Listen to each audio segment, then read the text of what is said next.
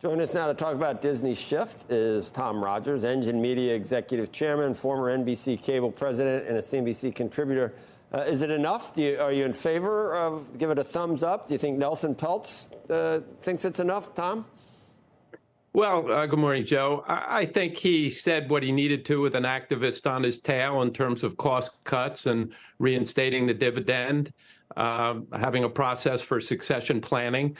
I don't think he really said anything in terms of major strategy shifts, and I think that will continue to get a lot of scrutiny in terms of whether what he seemed to suggest, which is streaming continues to be the #1 priority. They're going to keep ESPN. They're going to maintain their focus on general entertainment and not be reduced to a kids' family flywheel company. And no mention of Hulu.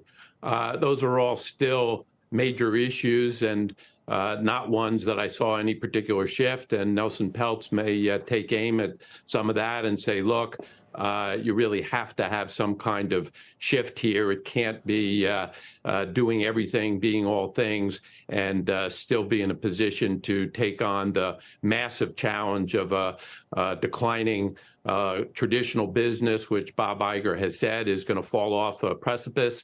And no clear indication yet that that decline can be made up for with the growth of streaming. So a lot still to work on, but the divisional internal organization announcement was very much the right thing.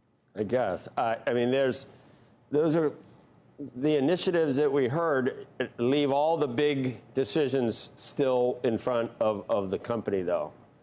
We don't know how streaming becomes profitable.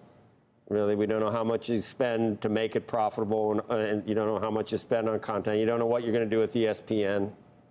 I guess they kind of said it, but I don't know whether that closes the book on what you do with it. And then you still don't know about Hulu or anything else. So yeah, I don't know. There's a lot we don't know. There was a lot unsaid, absolutely. In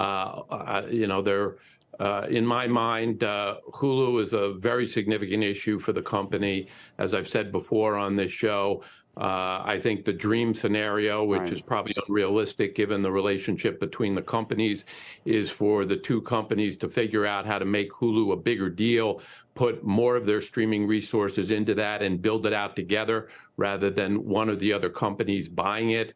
But if that's not going to happen, I've come to believe that Disney is stronger without Hulu than with Hulu.